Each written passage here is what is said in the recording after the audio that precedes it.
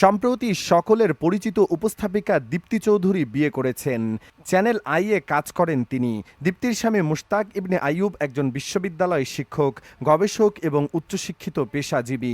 তাদের বিয়ের খবর প্রকাশের পর থেকেই সামাজিক মাধ্যমে সবচেয়ে বেশি আলোচনার বিষয় হয়ে উঠেছে তার স্বামী এবং দুজনের বয়সের ব্যবধান।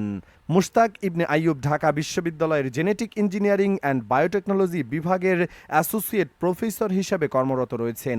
ঢাকা বিশ্ববিদ্যালয়ের প্রকাশিত তথ্য অনুযায়ী তিনি 2006 সালে ব্যাচেলর্স ডিগ্রি, 2008 সালে মাস্টার্স ডিগ্রি সম্পন্ন করেন এবং পরবর্তীতে যুক্তরাজ্যের অক্সফোর্ড ইউনিভার্সিটি থেকে পিএইচডি অর্জন করেন। এই হিসাবে ওনার বয়স কম হলেও 45+ বছর। অন্যদিকে দীপ্তি এখনও বিশ্ববিদ্যালয়ে অধ্যয়নরত। তার বয়স 22-23 বছর। এই হিসাবে তার স্বামীর বয়সের তুলনায় তিনি অর্ধেক বয়সী। ফলে দুজনের বয়স নিয়ে স্বাভাবিকভাবেই মানুষের মধ্যে কৌতূহল তৈরি হয়েছে। তবে বাংলাদেশে স্বামী স্ত্রীর বয়সের ব্যবধান নিয়ে বিতর্ক এবারই প্রথম নয়। এর আগে অনেক তরুণী নিজেদের থেকে অনেক বড়, এমনকি বাপদাদার বয়সী বুড়োগুলোকেও বিয়ে করেছেন। চলুন তেমনি কয়েকজন সম্পর্কে জেনে নেওয়া যাক। সিনথিয়া ইসলাম তিশা 2024 সালে ঢাকার মতিঝিলের আইডিয়াল স্কুল অ্যান্ড কলেজের একাদশ শ্রেণীর ছাত্রী সিনথিয়া ইসলাম তিশা 18 বছর বয়সে বিয়ে করেছেন 60 বছরের খন্দকার মুশতাক আহমেদকে। মানে নিজের থেকে তিশার স্বামীর বয়স 3 গুণেরও বেশি। তবে শুরুতে এই সংসার টিকবে না বলা বলি হলেও বিয়ের 2 বছর পেরিয়ে গেলেও তারা সুখে শান্তিতে বসবাস করছে।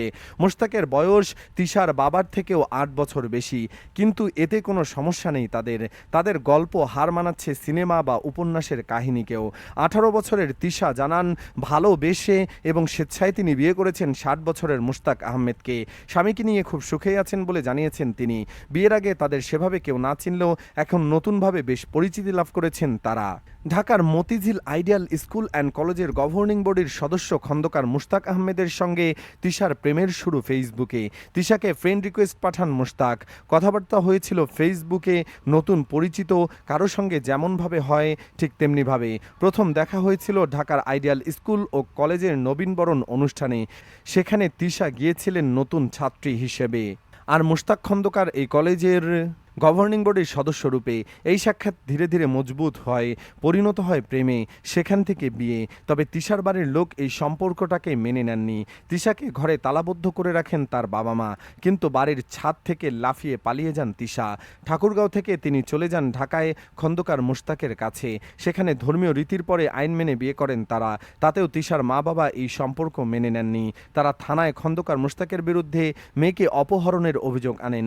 অনেকে মন্তব্য করেছেন যে টাকার জন্য বিয়ে করেছে তিশা, কিন্তু মুশতাক বলেন তিশা ভালো পরিবারের সন্তান, সে ভালোবেসে আমাকে বিয়ে করেছে। এখানে টাকা পয়সার লোভের প্রশ্নই আসে না।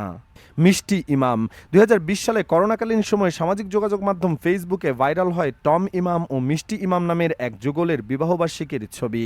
স্বামীর সাথে স্ত্রীর বয়সের পার্থক্য কিছুটা বেশি হওয়ায় আলোচনা সমালোচনার মুখে পড়তে হয় এই জুটিকে। কিছুটা বেশি বলা ঠিক হবে না, অনেকটাই বেশি। তিশা ও মুশতাকের যেমন দাদা নাতনির মতো বয়সের ব্যবধান, টম ও মিষ্টির বেলাও তেমনি হবে। টমের বয়স যেখানে 70+ হবে, সেখানে মিষ্টির বয়স 30-এর খুব বেশি হবে না। বিষয়টি নিয়ে বেশ বিব্রতকর পরিস্থিতিতে পড়েন বাংলাদেশি বংশোদ্ভূত আমেরিকান নাগরিক টম ইমাম। জানা যায় টম ইমাম ও মিষ্টি দুজনেই বাংলাদেশি নাগরিক। টম বাংলাদেশি শিক্ষাজীবন শেষ করে আমেরিকায় পাড়ি জমান। বর্তমানে তিনি সেখানকার নাগরিক এবং সেখানে স্থায়ীভাবে বসবাস করছেন। টম ইমাম এইচএসসি পাশ করেন পটুয়াখালী জুবিলি হাই স্কুল থেকে। এরপর 1978 থেকে 1982 শিক্ষাবর্ষে রাজধানীর শেরেবাংলা কৃষি বিশ্ববিদ্যালয় থেকে গ্র্যাজুয়েশন শেষ করেন। টমের প্রথম স্ত্রী আমেরিকান নাগরিক ছিলেন এবং সে 10 বছর ধরে অসুস্থ থাকার পর 2011 সালে মারা যায়। এরপর তিনি তার সন্তানদের মানুষ করার জন্য দীর্ঘদিন বিয়ে করেননি। সব মিলিয়ে 20 বছর তিনি ত্যাগ করেন। এরপর তিনি মিষ্টিকে বিয়ে করেন। জাকিয়া জিনাত বিথি 298 নং খাগড়াছড়ির সংসদীয় আসন এবং সংসদ সদস্য জনাব ওয়াদুদ ভূঁইয়ার ঘরে রয়েছে তরুণী স্ত্রী। প্রথম স্ত্রীকে তালাকের পর তিনি মেয়ের বয়সে জাকিয়া জিনাত বিথিকে বিয়ে করেন। ওয়াদুদ ভূঁইয়া 1961 সালের 5 জানুয়ারি খাগড়াছড়ি জেলার রামগড় মহকুমা শহরে জন্মগ্রহণ করেন। তার স্ত্রী জাকিয়া জিনাত বিথির জন্ম 90-এর দশকে। তার মানে তাদের বয়সের তফাৎ বাবা মেয়ের মতো। এই দম্পতির বিয়া এই দম্পতির বিয়া বার্ষী নামে একটি কন্যা সন্তান রয়েছে। এছাড়াও ওনার প্রথম স্ত্রীর সংসারে 2 জন কন্যা রয়েছে, যাদের নাম বুশরি ওয়াদুদ এবং অফশরি ওয়াদুদ। প্রথম স্ত্রীর সাথে ওয়াদুদ ভূঁইয়ার বিচ্ছেদ ঘটেছে। জাকিয়া অবশ্য কেবল ওয়াদুদের স্ত্রী হিসেবেই পরিচিত নন। খাগড়াছড়ির রাজনীতিতে তার আগমন অনেকটা আকস্মিক। বিএনপি নেতা ওয়াদুদ ভূঁইয়ার স্ত্রী হিসেবে পরিচিত হলেও সম্প্রতি তার সক্রিয় উপস্থিতি সকলের নজর কাড়ছে। বিশেষ করে নারীদের মাঝে তিনি ব্যাপক সাড়া পাচ্ছেন। তার উপস্থিতি মানেই মিছিলে ভিড়, গণসংযোগে মানুষের স্বতঃস্ফূর্ত অংশগ্রহণ। জাকিয়া সামাজিক যোগাযোগ মাধ্যমের অ্যাকাউন্টগুলোতে তার প্রচারণার নানা ভিডিও নিয়মিত দেখা যায়, যেখানে তাকে বিভিন্ন সভা, মিছিল এবং মানুষের সাথে মিশে যেতে দেখা যায়। রাজনৈতিক বিশ্লেষকদের মতে জাকিয়ার এই সক্রিয়তার পেছনের একটি কৌশল কাজ করছে। পূর্ববর্তী সরকারের আমলে দুর্নীতির মামলায় দণ্ডিত হওয়ায় ওয়াদুদ ভূঁইয়া 2008 এবং 2018 সালের নির্বাচনে প্রতিদ্বন্দ্বিতা করতে পারেননি। তাই 2024 সালের নির্বাচনেও এমন কোনো পরিস্থিতির আশঙ্কা থেকে রাজনৈতিক শূন্যতা পূরণের কৌশল হিসেবেই ওয়াদুদ ভূঁইয়া তার স্ত্রীকে রাজনীতিতে এনেছেন বলে ধারণা করা হচ্ছে। 2023 সালের 1 সেপ্টেম্বর বিএনপির 45তম প্রতিষ্ঠাবার্ষিকীতে খাগড়াছড়ি জেলা বিএনপির নারী র্যালিতে প্রথমে বড় আকারের জনসম্মুখে আসেন এবং সবার দৃষ্টি কেড়ে নেন। সিমি কিবরিয়া হলেন বিশিষ্ট অর্থনীতিবিদ ও রাজনীতিবিদ ডক্টর রেজা কিবরিয়ার স্ত্রী এবং বাংলাদেশের সাবেক অর্থমন্ত্রী শাহ এস.এম. কিবরিয়ার পুত্রবধূ। তিনি মূলত সমাজসেবক ও উদ্যোক্তা হিসেবে পরিচিত। তিনি ত্রয়োদশ জাতীয় সংসদ নির্বাচনে হবিগঞ্জ 1 নবীগঞ্জ বাহুবল আসনে বিএনপি মনোনীত প্রার্থী ডক্টর রেজা কিবরিয়ার পক্ষে নির্বাচনী মাঠে নেমে ব্যাপক আলোচনায় আসেন। স্বামীর সাথে তার বয়সের পার্থক্য অনেক। রেজা কিবরিয়ার জন্ম 1957 সালে। সেখানে সিমি কিবরিয়ার জন্ম আর কত সালে হবে? সর্বোচ্চ 80-র দশকের শেষ দিকে হলেও তিনি স্বামীর থেকে কম হলেও 30 বছরের ছোট। তবে বয়সের থেকেও বড় ফ্যাক্ট, একজন সাধারণ গৃহবধূ কিভাবে ধীরে ধীরে উদ্যোক্তা, তারপর জাতীয় নির্বাচনের প্রচারণায় আলোচিত মুখ হয়ে উঠতে পারেন। সিমি কিবরিয়ার পথচলা তারই এক অনন্য উদাহরণ।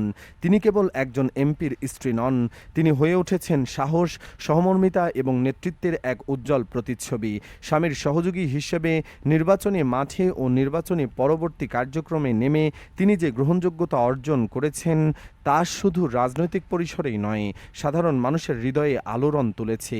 এর আগে 2018 সালে জাতীয় সংসদ নির্বাচনে যখন ডক্টর রেজা কিবরিয়া ঐক্যফ্রন্টের প্রার্থী হিসাবে ধানের শীষ প্রতীকে নির্বাচন করার প্রস্তুতি নেন, তখন সিমি কিবরিয়া সরাসরি প্রচারণার ময়দানে না থাকলেও পেছন থেকে দৃঢ় মেন্টরে ভূমিকা পালন করেন। এবারের নির্বাচনে ধারণা ছিল তিনি আগের মতো পেছন থেকেই কাজ করবেন, কিন্তু হঠাৎ করেই তিনি সরাসরি মাঠে নেমে গেলেন, মানুষের সঙ্গে কথা বললেন, তাদের ঘরে ঘরে পৌঁছে গেলেন। যা ঘটল তা ছিল অভাবনীয়। গ্রামের নারী থেকে বৃদ্ধা, কিশোর থেকে শিশু সবাই যেন তাকে আপন করে নিল। পরিশেষে প্রশ্ন আপনাদের কাছে, স্বামী স্ত্রীর বয়সের ব্যবধান কতটা হওয়া উচিত বলে আপনি মনে করেন? বয়স কি সত্যিই ভালোবাসার পথে বাধা, নাকি পারস্পরিক বোঝাপড়া ও সম্মানই সবচেয়ে গুরুত্বপূর্ণ? আপনার মতামত কমেন্টে লিখে জানান। ভিডিওটি ভালো লাগলে অবশ্যই লাইক দিন, বন্ধুদের সঙ্গে শেয়ার করুন এবং আমাদের চ্যানেলটি সাবস্ক্রাইব করে বেল আইকনটি অন করে রাখুন।